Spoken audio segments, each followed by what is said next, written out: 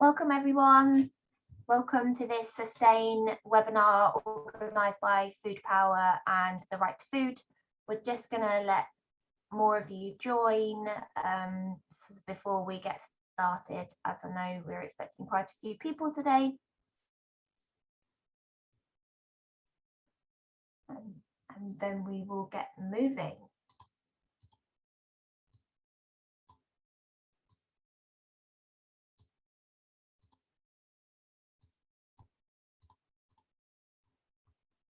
We've still got a few people flooding in, but it's 2 minutes past, so I'll keep going. So hello and welcome everyone.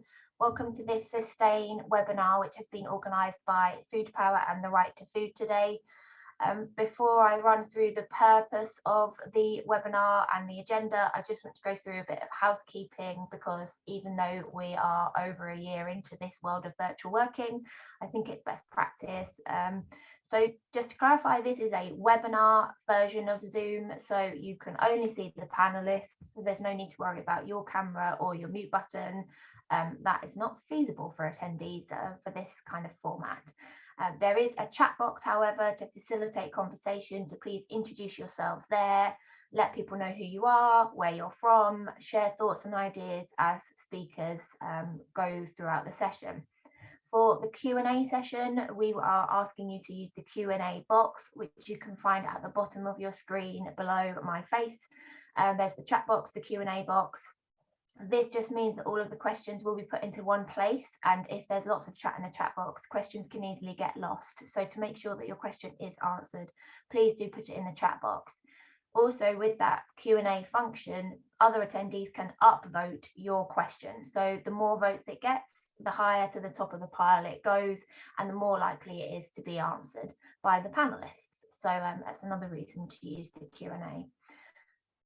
Obviously, if there are any technical difficulties that you're experiencing, if one of us is too quiet, if one of us is breaking up, please just use the chat box and let us know. And as I'm saying that, I'm remembering that I need to put auto transcription on, so you should also be able to see subtitles on the screen for me. Forgive us, they're not the best. Sometimes names are changed to all sorts of strange things, especially mine, as my name is Cecily, and I'm wondering how it's going to say that. Yeah, my name is definitely today. So it's entertaining, but it's enough just about for today. So hopefully that's everything, but do shout in the chat box if there are any other questions, and I'll follow through on that. But we are here today to hear from some speakers to help us understand how the asylum system impacts on food security in the UK. So those seeking asylum in the UK must jump through countless hoops to receive support, leaving them extremely vulnerable to food insecurity. So in this webinar, we'll gain a better understanding of the policies in place, as well as the work being done to ensure asylum seekers have dignified routes to access food and support.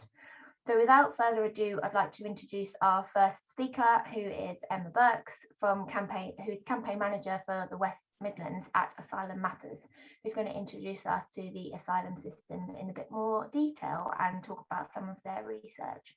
So Emma, without further ado, over to you.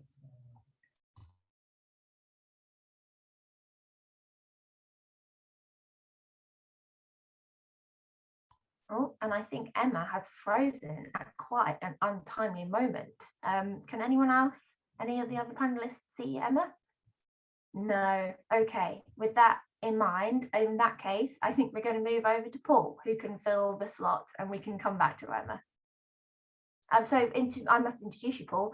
So Paul is Executive Director of Micah Liverpool, who deliver a number of food projects for asylum seekers and people living with no recourse to public funds. Hi, Paul. Hello, everybody. Thanks for having us. I'm just going to share my screen,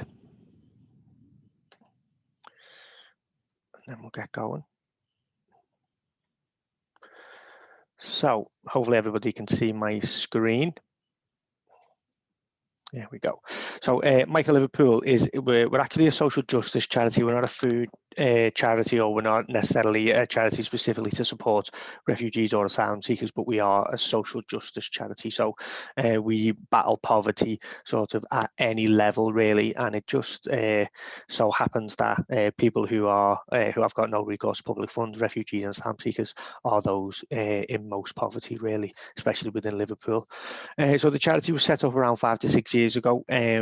We are sort of put together by Liverpool Cathedral, Liverpool Metropolitan Cathedral, and the local parish, which is St Bride's, and we focus on 3 areas to sort of combat poverty and social justice.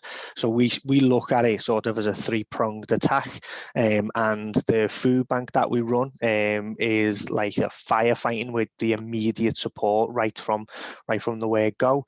We run community markets, which can help people as they're moving into poverty and hopefully stop them going into poverty. And a community market is where you pay a membership and you're able to take away 10 to 15 items. And then we also combat unemployment. So those people who are in poverty, who then need help out of poverty, can access the community markets. But we also run a volunteer program that helps people back into employment as well. Obviously, you've got to have the right to work in the UK to be able to join that program. So Liverpool itself, the city, is like I say, is the dispersal point for refugees and asylum seekers, and we get a really high flow of people coming into Liverpool city centre and then being dispersed out into the sort of 6 boroughs of Liverpool city region. One of the sort of the main challenges for our food bank, as well as the high numbers, is the fact that we have no idea who's walking through the door. So the diverse cultures, the different sort of dietary requirements, the languages, is always a challenge for us. So we our volunteers are fantastic. We've got 40 to 50 volunteers who pack parcels that are halal, that are vegan, that are veggie, that haven't got dairy or whatever it is in. So we're able to pack parcels at one point where everything's in their set, and then things get added into them to sort of suit the dietary requirements. So that's one of the things that's really a big challenge for us, with all the different like I say, food and culture that come through the food bank. We have around, at the moment, we're seeing around 500 people per week, and between 60 to 80% of those people are refugees or asylum seekers. So it's a lot of people who come through the city, and we just happen to be the organisation that's nearest to the hostels. So we get the most sort of refugees and asylum seekers. And then our normal rule is that we give out 4 vouchers per person, but we have sort of 4 exceptions to that. One of them is if you're pregnant or just had a child, we will see you through sort of your pregnancy and then some on mental health or physical health. So if you can evidence the fact that you've got a physical health condition or a mental health condition, we will continue to put that through. If you are struggling with debt and you can evidence that, we will continue to support you. And there's another one that's gone completely out of my head, but it'll come to me, I'm sure. So that's the food bank overall, really. There's just some numbers around what we deliver. So in a normal year, sort of pre-COVID, we delivered anywhere between 12,000 parcels to around 8,000 different people. But now, since the pandemic, we're seeing upwards of 400 people a week, which is now moving into 500 people a week. We're hoping that will drop off after June, but that's not necessarily happening. We thought it would drop as the steps out of the pandemic went better and better, but that hasn't happened for us, which is worrying. And then just that little line along the bottom there, this year we were funded through a partner of ours called Together Liverpool, and we were able to provide fruit and veg and eggs, tinned fish as well, for every single person who came through the food bank, and it worked out at around 8,000 parcels between November and April that we gave. All had a big bag of fresh fruit and veg, 6 eggs per person, and tinned fish in each one, which really helps the nutrition of the parcel, makes it really better. So like I said, we're not necessarily an organisation that looks after refugees or asylum seekers, or not necessarily a food aid project. Food aid charity. We just run a food aid project, but we couldn't do it sort of without partnerships, really. So there's a list of our partners there, and we're also really lucky that we're linked into some really experienced and fantastic volunteers who have just got this bank of knowledge to be able to sit down and talk to all of our sort of food parcel participants. They pre-COVID, they would sit at a table, and before we give them the voucher, we would literally go through all of these support services and refer them to all these different organisations. And then once we've done all the referrals, checked all the evidence and all that jazz, we would then let them go through and collect the parcel, really. So we don't just want to be the organisation that hands you a bag of food. We want to hopefully try and provide you with some solutions, or refer you to organisations that are on the list there, on the screen, who might be able to provide those solutions for you. And we also understand that being a refugee and asylum seeker in this country is incredibly difficult financially, specifically financially. So we understand that we want to be able to provide nappies and toiletries and everything else that goes into everyday life, sanitary towels and everything else, really. So it's important that the parcel that we give is as much as possible, really. But we do work with these partners that will provide the sort of external support that we're not necessarily experts in. And then this is just a quote from one of our food bank participants who was interviewed by somebody who wanted to do some like good news stories and things. And basically the little bit there, that Micah Liverpool feels like family, and that's what we want to do. We don't just want to be a sort of one stop where somebody comes, gets the food and then disappears. We want to build relationships with people. And this lady, to the best of my knowledge, was a single parent refugee who come into the country with a very, very young baby. And one of our volunteers, in fact Annette, who is due to speak, brought in additional nappies and baby clothes specifically for this person, because she was able to build up that relationship at our food bank. So it's just a really nice sort of a way to finish, really, which was the plan. Right, that's me. I don't think we're doing questions now. We're doing them at the very end, aren't we? Yeah. But that's Micah Liverpool, really. So thank you very much. Thank you so much, Paul. Really interesting stuff. It's nice to see what's happening on the ground, and I'm sure there'll no doubt be loads of questions afterwards. But just in the interest of time, I'm going to move us back to Emma, who has returned, which we're all thrilled about. So Emma, back to you.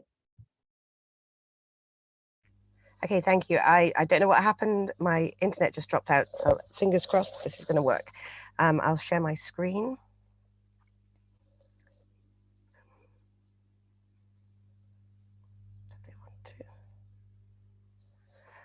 Oh no.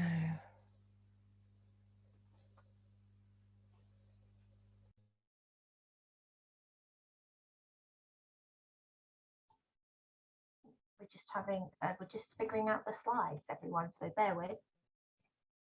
This is all part of the virtual fun, isn't it? And one day we'll be all returned face to face potentially, but for now we put up with Zoom. Emma, we're good. I see it.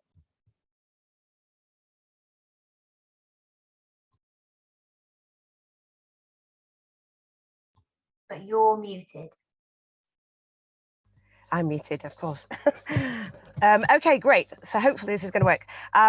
So I'm Emma Burks. I'm from Asylum Matters. We're a campaign and advocacy project, and I cover the West Midlands. And just one of the areas of work that we do is working on asylum support rates. So just to explain what asylum support is.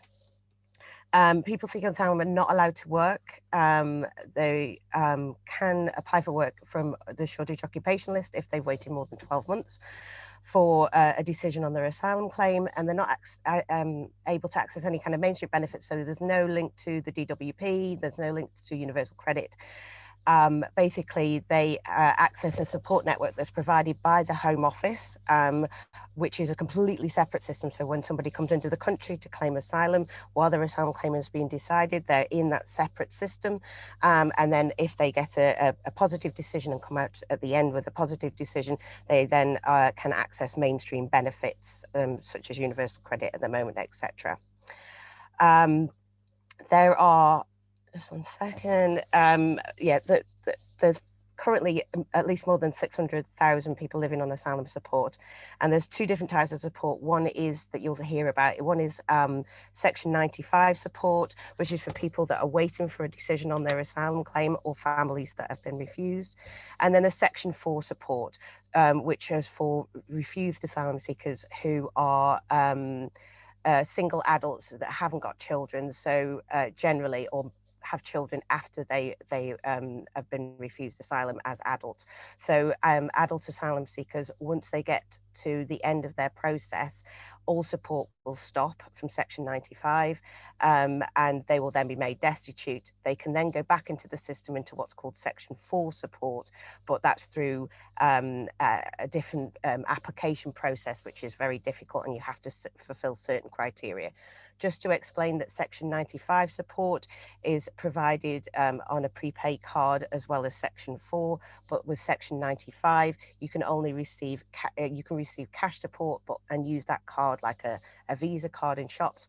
But on Section 4, it is a no cash support system, so therefore it can only be used in shops as a normal Visa debit card can be, but you can't withdraw cash. Which obviously adds an extra level of difficulty for people living on that level of support. So what does it consist of? Basically, that you get weekly payments of $39.63 per person, and this was increased last June from $37.75. It was actually increased in June to $39.60, and then an extra 3 pence was added to that in October after the Home Office had done their assessment to see what the level of support rates should be. People basically are in this amount of money is for essential living needs other than housing. So housing and council tax and those kind of things are paid for, but everything including cleaning products, over-counter medications on prescription, baby items, clothing, travel, communication, food are all coming out of this £39.63 per person. The rates are kind of set by the Home Office. They have this methodology which incorporates ONS data and market research. You can have a look into that in more detail if you want to have a look online at their information. We'll be sending out the report that we created, which highlights that as well. So struggle to access food, obviously, people quite often may have to travel long distances to get to supermarkets to be able to buy food at a cheaper price.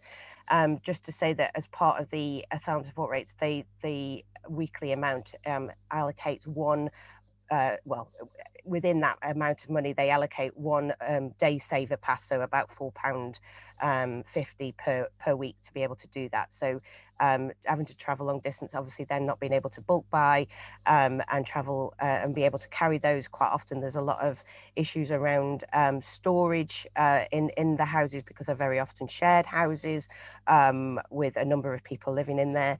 And mothers do struggle to buy baby formula and nappies, which we'll see a little bit later. But on top of the actual payment that mothers get, although they do have to apply for this, there is an extra £5 for babies under the age of 1, an extra £3 per week for babies between the age of 1 and 3. However, this does have to be applied for. It's not an automatic amount. And just to say that obviously people are not living on this for a few weeks or a few months. These people can be living on this for a number of years. I've known people to be on for 3 to 4 years with no right to work, no opportunity to move forward. So this was just a testimony from one person who we contacted around some of the research that we were doing, talking about having to lose weight and the kind of trap of having to constantly budget, especially for a family with that small amount of money.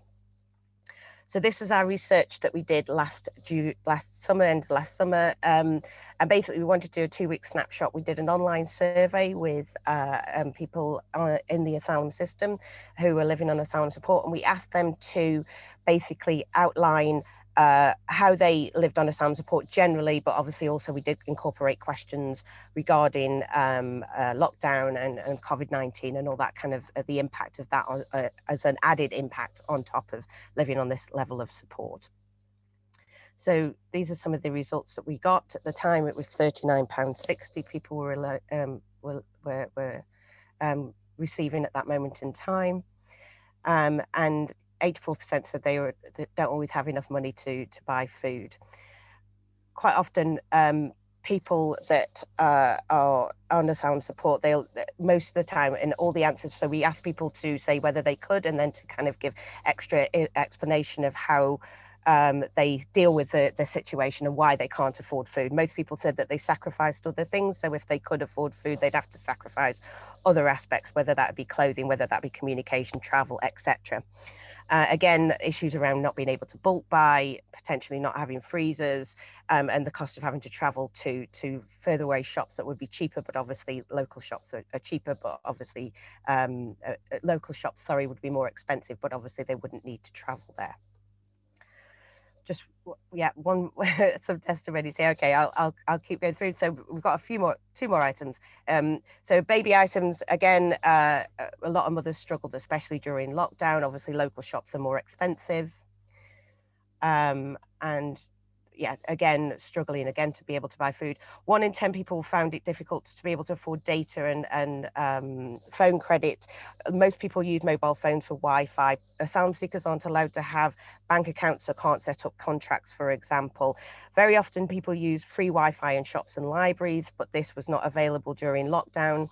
And obviously that meant there was problems accessing services, etc.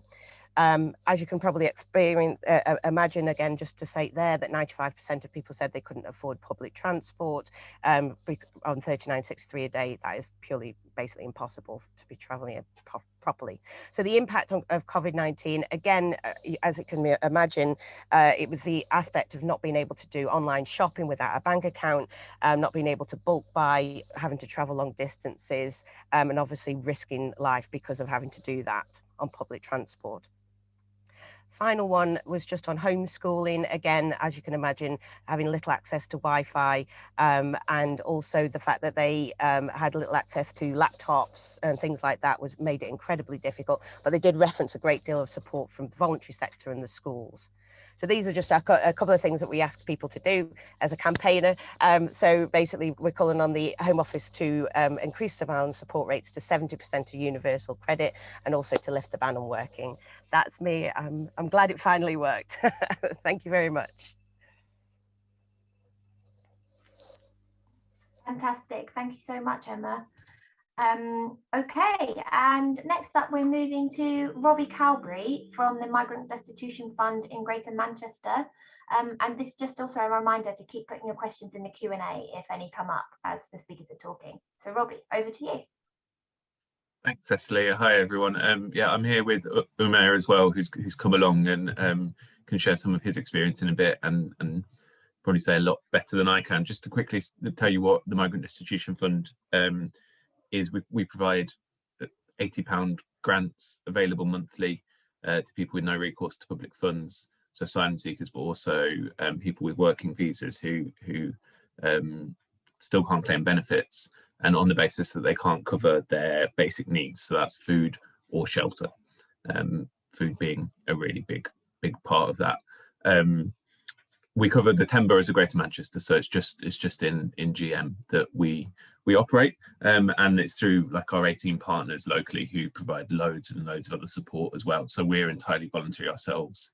We're just trying to raise the money to give people a bit of cash, and as a response basically to some of the stuff that everyone's already highlighted, all of those challenges that Emma in particular just showed exist when you're a asylum seeker and are receiving state support. The impact when you're not even receiving that tiny amount is what we're responding to the Migrant Destitution Fund, and that's added up to 820 grants over the last year. We did some analysis in January when it was 600 grants, and that was 250 people who'd received them. So if we're now at 820, we're probably talking, 300 plus individuals who won't even have access to the measly amount of money that they get from asylum support.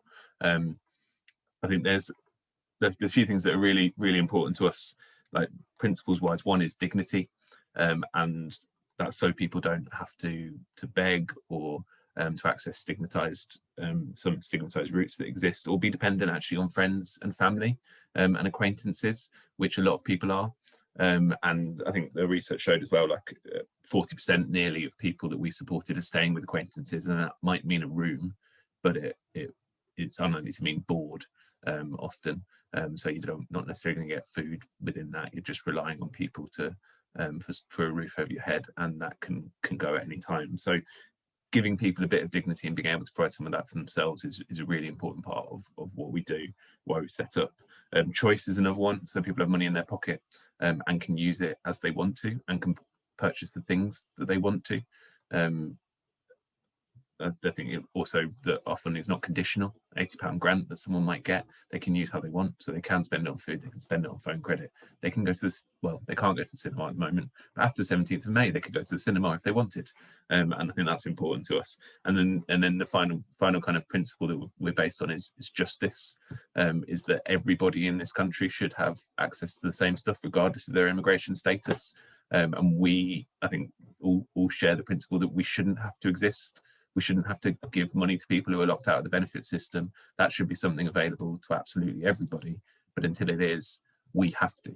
And so part of what we're doing at the moment is trying to tell more stories about people who've accessed our funds and what it's like to be destitute as a migrant. So before I kind of hand over to Umer, who can give some of his own notes, so to anyone, particularly those in Greater Manchester, if you'd like to hear more from some of the people's experiences who've been involved in our project, to drop us a line, get on our website and check it out. And I can tell you more about what the Migrant Destitution Fund does and what we found out, but I think Umer will say it better. Thanks so much, Robbie. And I guess, we'll hear from Umer now. So Umer's been working with Robbie at the Migrant Destitution Fund in Greater Manchester. Good morning, everybody. Thank you for being here. And my name's Umer, and I've been asked by Robbie and Cecily very kindly to speak. Thank you for the opportunity. So I came to the UK when I was I was 9. So I've come to the UK as a child with my family. So I've been in the UK for nearly about 13 to 12 years now. Upcoming. It's been a roller coaster, having a big transition from a country that's you're not familiar with, and getting used to things, and there's just such a big impact on just very quickly that I didn't realize that it's about to happen. And coming to school here, went to primary school, high school, college, and then not very long ago, about 2 years ago, I got my leave to remain. Which has a BRP card, which remarks no cost to public funds.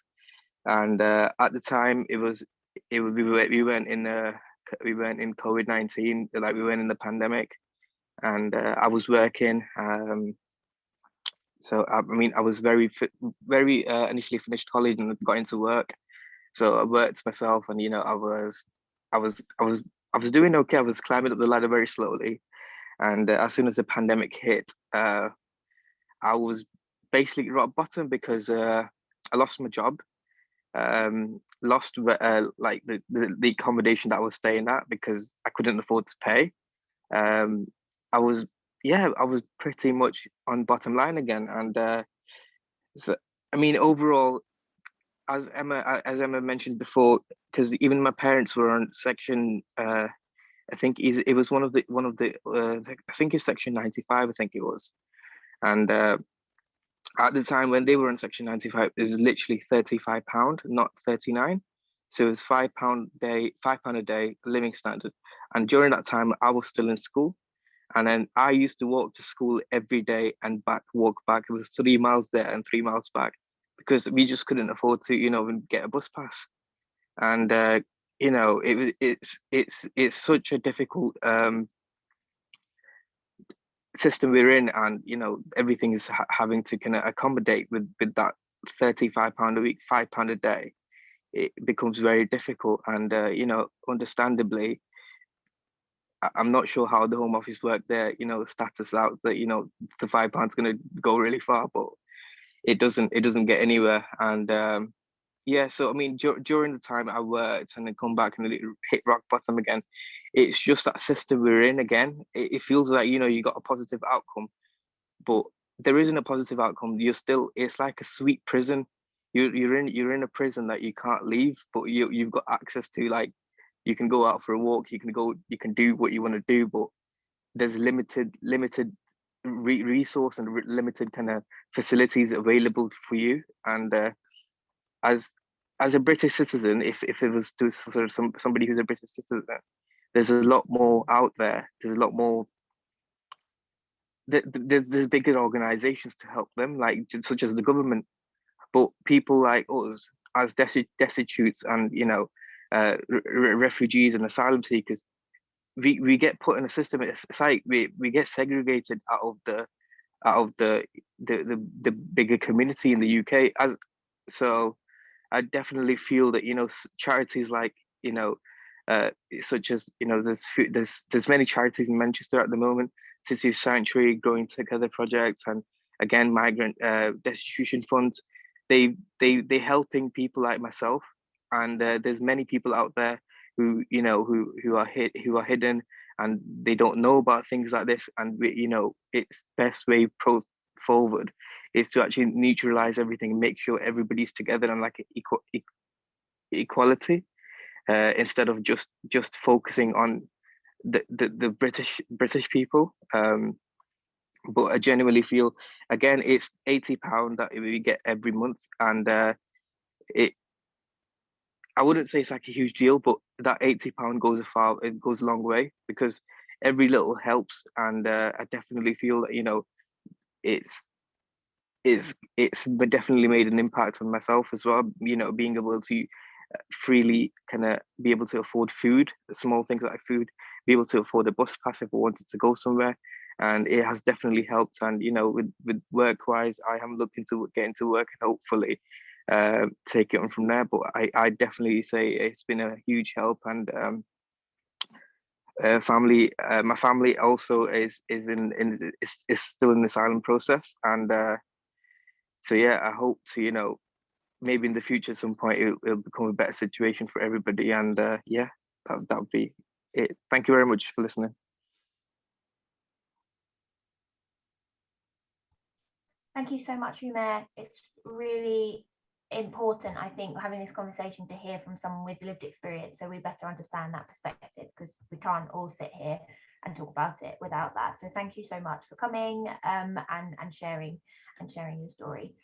I think the next step is Imogen Richmond Bishop, who is the coordinator of the Right to Food campaign at Sustain. So Imogen, over to you. Thanks. That's going to be a really hard act to follow, Umair, because really you've basically said everything that I could have possibly wanted to say. And I think really the point that you made around how different groups are segregated, there's no reason why an asylum seeker should be on less amount than someone who's receiving universal credit. And we all know that universal credit is far too low anyway. So I think that's a really valid point. So I've been asked to speak for a couple of minutes about the right to food and why, when we're talking about food insecurity, the right to food is important, in particular around asylum and RPF. So one of the key issues is, successive UK governments have agreed and committed to a right to food. They just haven't done anything to put that right into domestic legislation. So that means that we don't have recourse to that right. We're not able to access it, which means they're able to set policy amounts, support amounts at such low levels. They're able to put people in insecure housing, and they're also able to the government's able to deflect its obligation to ensure that people can access food on some of the groups that we've heard from today that are providing food aid and providing cash support. So Yeah, so there's quite a bit of debate around what the right to food would actually mean, and I think in particular what it would mean for individuals like, you know, Umair and other people that we've heard of today. One thing that I think is particularly key to remember is that you know, the UK needs to be progressively meeting this right, and at least it needs to have, you know, it needs to be meeting its minimum core obligations, and a minimum core obligation is basically the bare minimum, and it'll vary state by state, but in a country like the UK that's as wealthy as the UK, there's no reason why the bare minimum won't be that everyone can access food, and like Robbie was saying, and that everyone can't, you know, be able to afford to go to the cinema and you know, be able to just enjoy the very basic things in life. It shouldn't be seen as a luxury just to be able to live. And then secondly, I think also, I mean, you touched on this, Cecily, just before, but that any decision making that's being made by governments, by local authorities, and also by civil society should be directly involving those with lived experience, and they should be feeding into policy development in a meaningful way, because at the end of the day, if you're making decisions around asylum support, you need to be involving asylum seekers in that decision making process, because they will be the ones that will be the most impacted. So I'm just going to make two very final quick points before handing back to Cecily for the Q&A, and I'm looking forward to seeing more questions in the Q&A box. So the first one is that it's very clear from everything we've heard today that asylum support is completely disconnected from the actual living costs of people, and it's also completely disconnected from mainstream welfare support, and that division between, you know, all these different groups is completely wrong. And also, you know, if a decision is being made by the government to disconnect that, then a decision can be made to connect it. There's no reason why we're expecting asylum seekers to live on just over £5 a day. And we also know that, you know, people who are on mainstream welfare support currently have some of the highest rates of food insecurity in the country, and that was recently evidenced by the Department for Work and Pensions food insecurity stats. And if you've got people who are on even less than that, you can just imagine the food insecurity rates there. And the second one is that there's a lot of action that's happening around the right to food across the UK. Some of you might have seen, you know, there's a petition going up at the link in the chat in a minute, calling on the UK government to incorporate the right to food in England. There's a lot of action happening in Scotland, Wales and Northern Ireland as well. Some of you, I know, for example, Paul and Robbie, you both live in places, Manchester and Liverpool, that have committed to becoming a right to food area or city. And that's really crucial. And also have, you know, the local authority is writing to Henry Dimbleby, who's drafting the National Food Strategy, to include commitments on the right to food. If some of the people listening aren't already in an area that's committed to that, maybe contact your local councillors, maybe ask them, you know, maybe there's something they can do, maybe they can pass a motion, and also really to make sure that the right to food has an understanding of all people, not just citizens. So yeah, so I'll pass back to you, Cecily, for the Q&A. Thank you so much, Imogen, and all for sharing your work and discussing these important topics. I think there's a bunch of questions flooding into the Q&A now. We're moving to that section, so people are definitely interested. With no further ado, I think I'll just go to the Q&A and see what we've got. There's a few kind of specific questions related to different speakers, but Imogen, just as you've spoken about the right to food, I think I'll just ask this one of you and of all the speakers in terms of what we can do locally to encourage our area to become a right to food area. So Sustain's just about to put out a toolkit, which includes a number of actions that local authorities can take to become a right to food area. So these include measures around ensuring access to support for people with NRPF, ensuring access to support, you know, for asylum seekers, promotion of Healthy Start, all these other measures. I think it's also, you know, the right to food was a policy commitment in the majority of party manifestos in the last general election. So it should be something that your local representatives are keen in hearing about. So I would really contact them, sign the petition. I'm just sharing the link now so that we can actually have a debate in the UK Parliament. If you're based in Scotland and Wales, you're quite lucky because the devolved governments are much further along than the UK government is. So yeah, and I think also I would definitely encourage your local representatives, so both MPs and local authority, to really engage with people who've got that lived experience and to involve them in the policy making. Fantastic, thanks Imogen. And just any of the other speakers, is there anything, especially Paul and Robbie, as you are kind of calling in from cities that have supported the right to food, shown their support for the right to food, is there anything that you think your organisations like yours can do to support it? I think organisations like Micah Liverpool, part of our sort of remit is campaigning as well. So we've got about 3 or 4 members of our board who've got different responsibilities with regards to campaigning for the likes of right to food and things like that. For me though, what sort of everybody on this call, what everybody out there can do is use your vote effectively today, but also put pressure on your local MP. Write letters. I write letters to my MP all the time. You must be sick of seeing my name. Write letters, write emails, whatever it may be, even if it's social media, at them and tell them that things need to change. Really, that would be my advice. I'd kind of add some of that, like locally in Greater Manchester, I think we do have quite a lot of support that's available outside of what's required.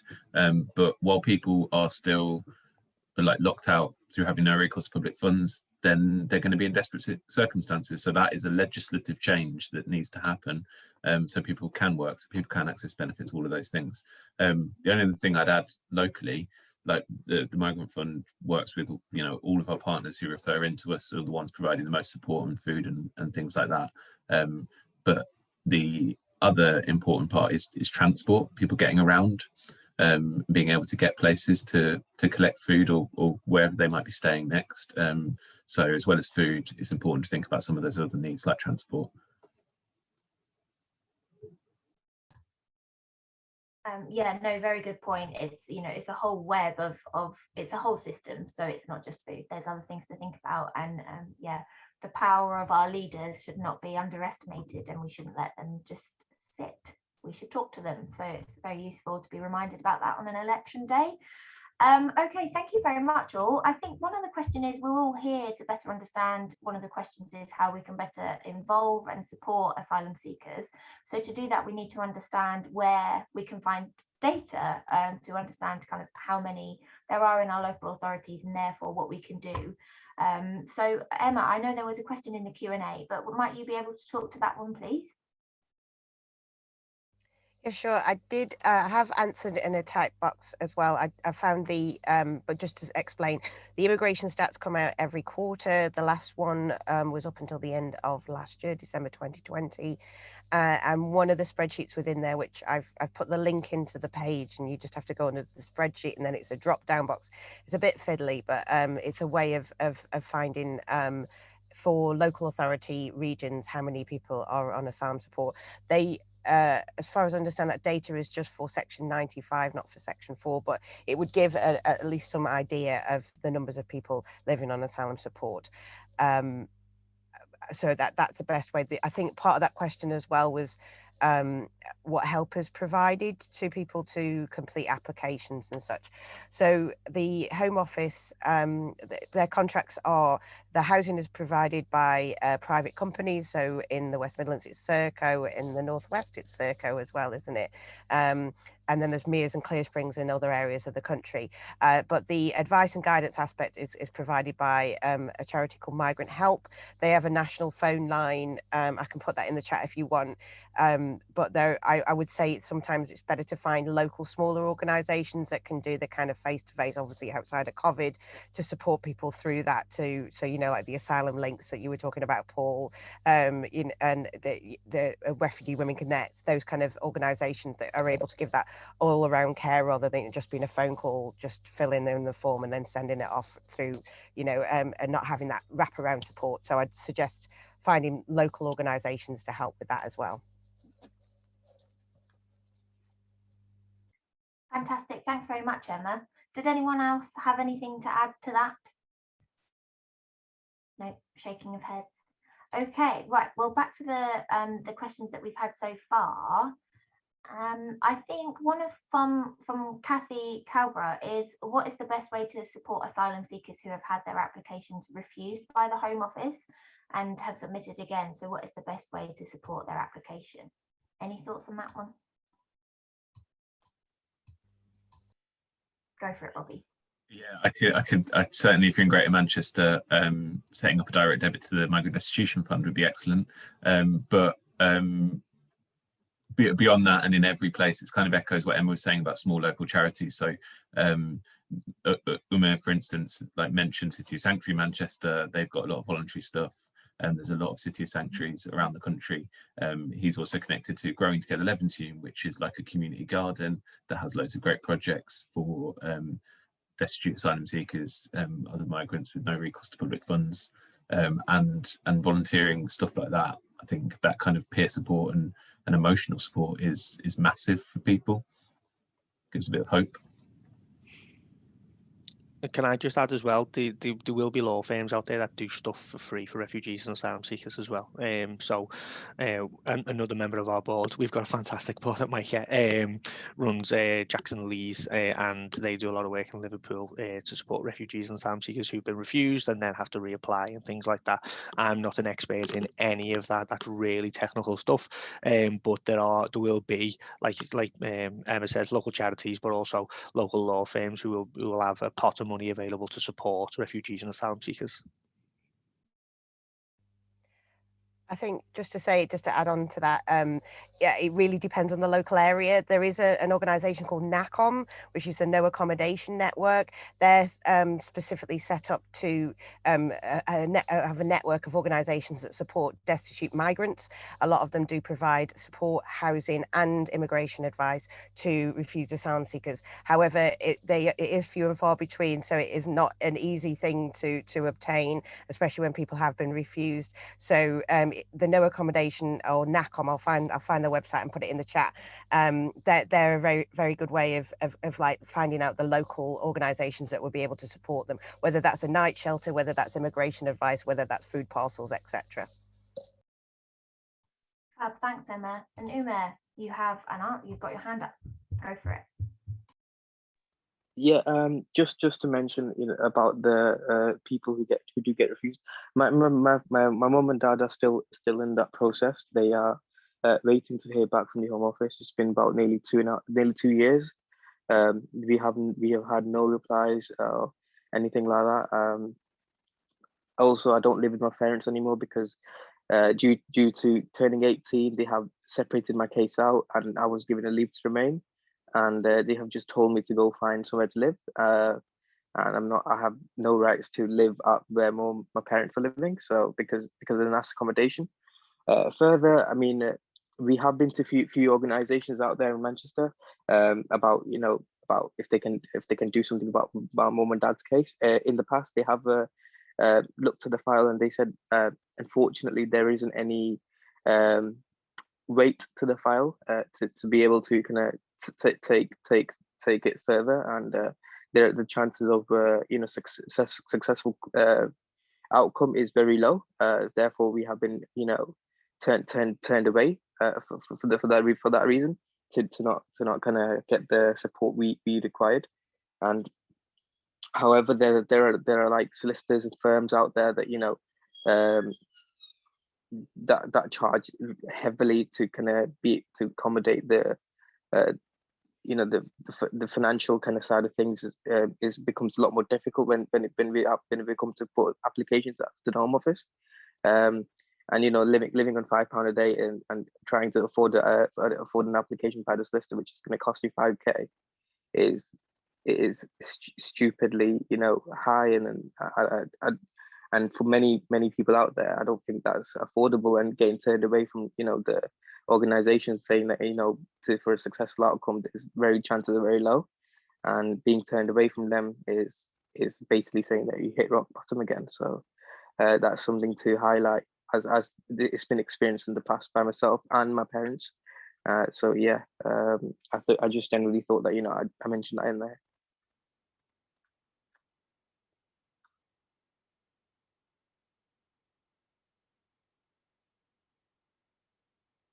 Sorry, my mouse stopped working, so I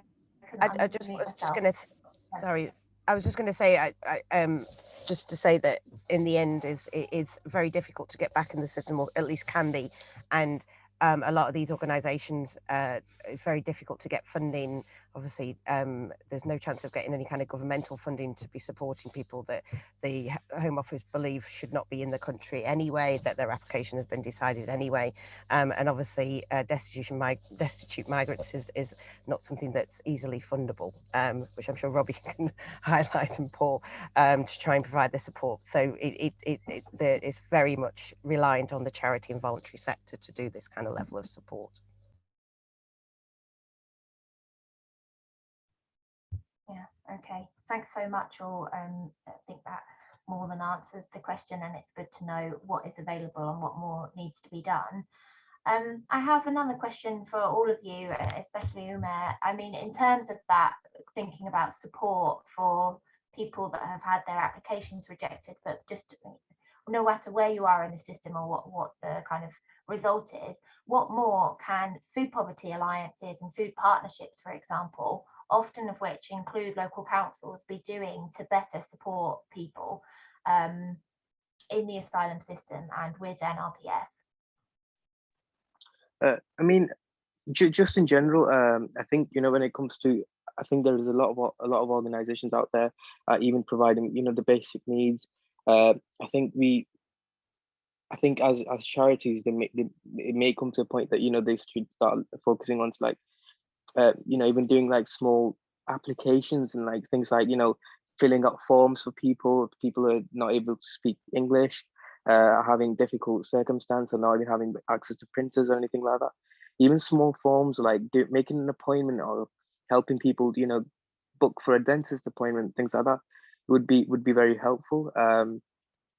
I think it's the small needs that people are unable to kind of have access to. Even things like, you know, HC2 certificates that people get, if even from the NHS, renewing them, like small things like this, I think would be very helpful in the long run. Just other than food and, you know, providing help, I think, in that way.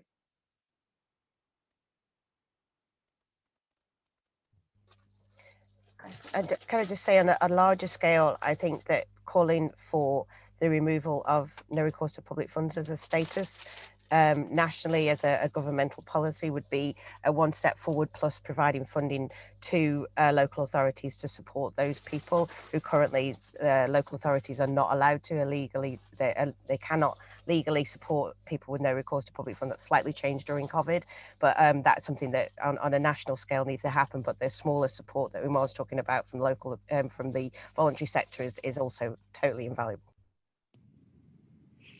Just with regards to the sort of food poverty side of it, when people come to us, we don't ask for evidence straight away. So we will issue a food parcel and say, if you want more, come back and bring X, Y, Z with you. And obviously the sort of the nationwide food aid provider, the big name is the Trussell Trust, and Trussell Trust will only give you a parcel if you have a voucher. And you can get a voucher from doctors, from teachers, from CAB, from all sorts of different places, from local councils, but they're places that refugees and asylum seekers aren't able to access, really. It's like Umar was saying before, it's like very segregated and things like that. So as a charity, for us, we will take the hit on getting took advantage of, if you know what I mean. If somebody does just want to come along and get a free meal and never see them again, which very rarely happens, but we will sort of give that first food parcel on face value, issue them a voucher ourselves, and then ask them to bring evidence next time. I think that's just a model that could be adopted elsewhere to support refugees and asylum seekers. Go for it, Robbie, and then Umar. I'm just going to add on the like the food alliances, what they can do question, something Paul said his organisation is doing, which is, and I know a lot of others are doing too, which is culturally sensitive or appropriate foods. Just because someone is in need doesn't mean they don't still want to eat foods that they like and they're familiar with and they can cook. And actually that extends to health. So we've had people coming to us because they could only get, they had diabetes and they could only get food, which made that worse. And actually they needed to buy themselves some like healthy, fresh food to help with their condition. So it's things like that which are really important, and are important not just for refugees and asylum seekers, but from like an equalities point of view anyway. And it's really great to see lots of alliances doing that recently in the last year.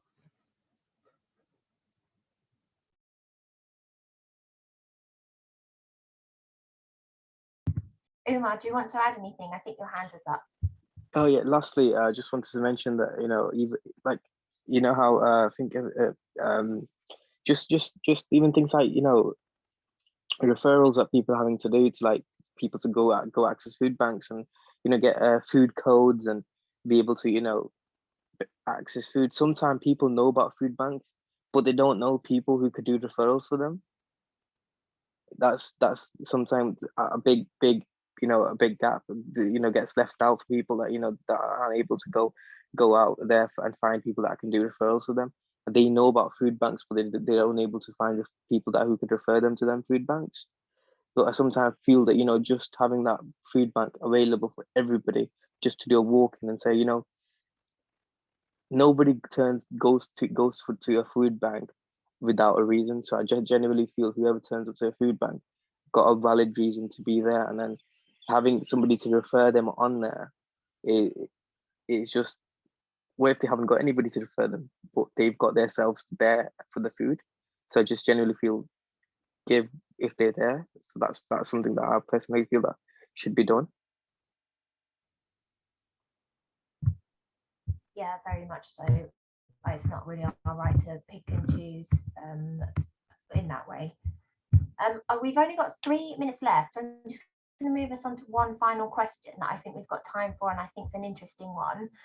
So Vincent has put in the Q&A that thinking about models of food poverty relief, are small-scale payment models for food pantries, i.e. where you pay in £2 but you get £20 of food out of it, useful or effective when dealing with people with such tight financial margins, or are we better using free emergency food parcel approach? So Yeah, can I come in on that? Because we run brief both. answers to that one, please, and then we'll wrap up. So they are good, but it is difficult on that. What's the name? What we like to do is run sort of the food bank, which is for free, and the community markets, which is a membership. But it's not necessarily a membership of £3.50 or £2.50. It's a membership per item. So you can, if you only need 3 items, well, you can just come and pay 60p for 3 items, which is a different model to that's run nationwide, and it's a model that offers more dignity and more choice than sort of your standard community market or community pantry model. But I still think they are too expensive for refugees and asylum seekers. I suppose just to quickly jump in there, I mean, there's many different models of food aid and pantries and different things, but realistically what needs to happen is asylum support rates need to go up, universal credit, it all needs to go up. And I think that's ultimately the core of the issue here. And I think, and then afterwards, as long as people can afford to buy the food they want, then you can have the civil society projects to, help build communities and help people network and help people integrate, and maybe, the other more social side of it. But ultimately, people need to have the money to be able to afford food, and not just the base, to be able to get a nice meal, to put a nice meal that's culturally appropriate, that meets their, if they've got diabetes, that meets their nutritional requirements. What's this food they like, and I think, we sort of need to shift that conversation slightly away from bare minimum to go, actually people should be able to eat well, and that shouldn't be a privilege, it's a right. Yeah, and that's the perfect way to finish this webinar, because it's 11:59, and I think we can all acknowledge that a lot of the stuff and a lot of the work that we're doing is very much a sticking plaster for food projects specifically. I guess is very much a sticking plaster for a much more entrenched issue, and more systemic change is needed, and hopefully we will achieve that one day. And as we said, it's voting day, so we'll see what happens. Okay, it's 12 o'clock, so I think I'll leave it at that. But I'd just like to say thank you so much to all of our speakers for coming along and sharing your work and your insights. And if there's any further questions, please feel free to email me back via the Eventbrite email that you received this morning, and we can link you up as needed. But thank you so much all, and goodbye. Bye. Thank you. Thank you again. Thank you. Take care. Yeah, cheers, guys. I've got to dash to something else.